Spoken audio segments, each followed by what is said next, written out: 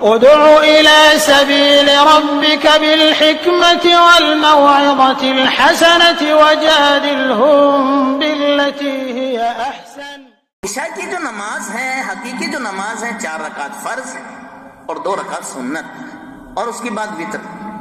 اور وتر کے اندر آپ کو اختیار ہے، اور اللہ کے رسول صلی اللہ علیہ وسلم نے 1 3 5 7 9 11 اور 13 تک پڑھے ہیں.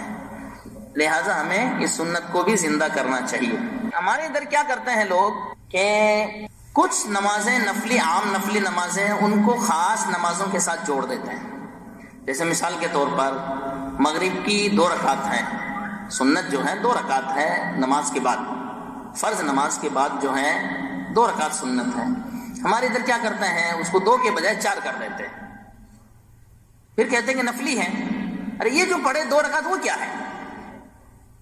جو 2 رکعت تم نے مغرب کے بعد پڑھے، جو 2 رکعت وہ کیا ہے؟ وہ بھی تو نفل ہے. کہ فرض کے علاوہ جتنے بھی ہیں سب نفل ہیں، وہ نفلی ہیں. اب آپ نے اور اس کو کیوں بڑھایا؟ ٹھیک ہے، آپ کو بڑھانا ہے، کبھی 4 پڑھیں، کبھی 6 پڑھیں، کبھی 8 پڑھیں، کبھی 10 پڑھیں. صرف 2 کے اوپر آپ اکتفا نہ کریں، کیونکہ آپ عام نفلی نمازیں پڑھ رہے ہیں. تو عام نفلی نمازوں کے اندر تحدید نہیں ہوا کرتی ہے، یعنی خاص نہیں ہے کہ آپ کو 2 ہی پڑھنا ہے، نہیں، کبھی یہ پڑھیں کبھی وہ پڑھیں اگر آپ حقیقی معنوں میں. اور کوئی ضروری ہے کہ آپ مغرب کے بعد ہی پڑھیں؟ جب آپ کو ٹائم ملے تب پڑھ سکتے ہیں، کیونکہ عام نفلی نمازوں کو ہم کسی کے ساتھ جوڑ نہیں سکتے. یہ جوڑنے کے لیے دلیل چاہیے. بھائی آپ نے اصل نماز مغرب کی 3 فرض اور 2 سنت ہیں، خلاص یہ اصل ہے، اللہ کے رسول صلی اللہ علیہ وسلم سے ثابت ہے، خلاص. اب آپ 2 اور بڑھانا چاہتے ہیں تو اس کے لیے دلیل چاہیے کہ اللہ کے رسول نے پڑھی ہیں تو ہم پڑھیں گے، نہیں پڑھی ہیں ہم دین کے اندر ہیرا پھیری نہیں کر سکتے. ہاں، عام نفلی نمازوں کو آپ جب چاہیں تب پڑھیں، لیکن اس کے ساتھ جوڑے نہ. جوڑنے سے بدعت قائم ہوتی ہے. جوڑنے کی دلیل چاہیے قرآن و حدیث سے. اللہ کے رسول نے 5 بتائی تو ہم 5 ہی مانتے ہیں، 7 اور 9 اور 11 نہیں کرتے ہیں. اللہ کے رسول صلی اللہ علیہ وسلم کا جو طریقہ وہ سب سے بہتر ہے. الا ان خیر الحدیث کتاب اللہ وخیر الہدی ہدی محمد صلی اللہ علیہ وسلم، کہ لوگوں سب سے بہتر کتاب اللہ کی کتاب ہے، اور سب سے بہتر طریقہ رسول اللہ صلی اللہ علیہ وسلم کا طریقہ ہے. آپ نے 7 رکعت نہیں پڑھی اور ہم پڑھ رہے ہیں، تو اس کا معنی کیا ہے؟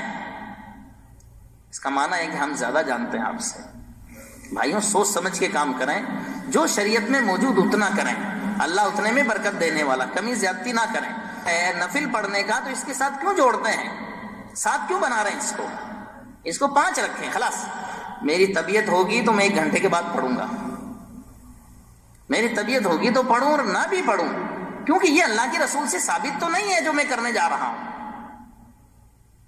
اللہ کے رسول صلی اللہ علیہ وسلم نے جتنا پڑھا ہے ہمیں اتنا ہی پڑھنا ہے.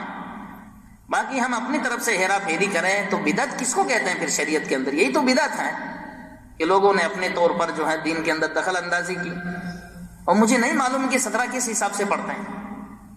اللہ کے رسول صلی اللہ علیہ وسلم سے جو ثابت ہیں وہ 4 اور 2 سنت، 6 اور وتر، یہ ثابت ہے. اور باقی کی جو چیزیں ہیں وہ جو آپ نے لگائی ہیں، یا تو آپ ثبوت پیش کریں کہ اللہ کے رسول صلی اللہ علیہ وسلم نے پڑھی ہیں، اور نہیں ثبوت پیش کر سکتے ہیں تو یہ کام کو چھوڑیں تاکہ آپ اپنے اعمال کو برباد نہ کریں. اللہ کے رسول صلی اللہ علیہ وسلم نے جو کام کیا ہم اس کو کرتے ہیں. مغرب سے پہلے کی جو 2 رکعت ہے جس کی تاکید کی اللہ کے رسول صلی اللہ علیہ وسلم نے، اور کم سے کم اس کے تعلق سے 10 احادیث موجود ہیں، اتنی تاکید کے باوجود اس کو تو ہم نے چھوڑ دیا ہے، اور اب اس کو لیا جس کا شریعت سے کوئی تعلق نہیں ہے، اللہ کے رسول صلی اللہ علیہ وسلم نے کچھ بیان نہیں کیا ہے، اس کو جا کر کے ہم نے پکڑ رکھا ہے. تو بھائیوں، یہ دین کا مسئلہ ہے، عبادات کا مسئلہ ہے، بڑا خطیر مسئلہ ہے.